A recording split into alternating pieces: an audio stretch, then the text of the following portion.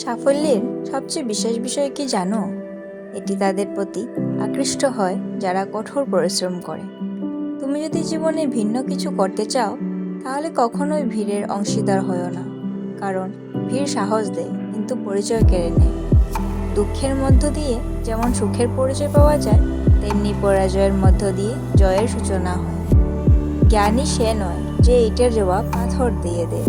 জ্ঞানী সে হয় যে নিক্ষিপ্ত ইট দিয়ে ঘর তৈরি করে। মাঠে পরাজিত ব্যক্তি জিততে পারে, কিন্তু মনের দিক থেকে পরাজিত ব্যক্তি কখনো জিততে পারে না। ভালো কাজ করতে থাকুন, মানুষ প্রশংসা করুক বা না করুক। পৃথিবীর অর্ধেকের বেশি ঘুমিয়ে থাকে, তবুও সূর্য তো ওঠে।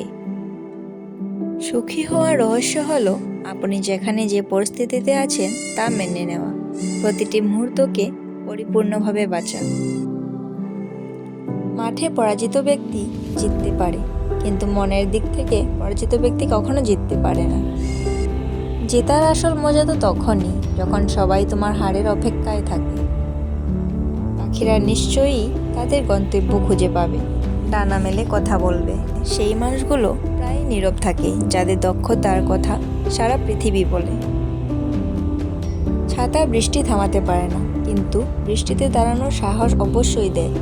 একইভাবে আত্মবিশ্বাস সাফল্যের গ্যারান্টি করে না, বরং অবশ্যই সফলতার জন্য সংগ্রাম করার অনুপ্রেরণা দেয়। আজকের মধ্যে ডুবে কঠোর পরিশ্রম করো, যাতে আগামীকাল তুমি যখন আবির্ভূত হবে অন্য সবার থেকে আলাদা হবে।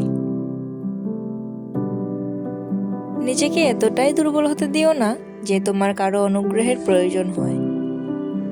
তুমি জীবনে কতবার হেরেছো তাতে কিছু যায় আসে না, কারণ তোমার একটি জেতা হলো সমস্ত হারের যোগ্য জবাব।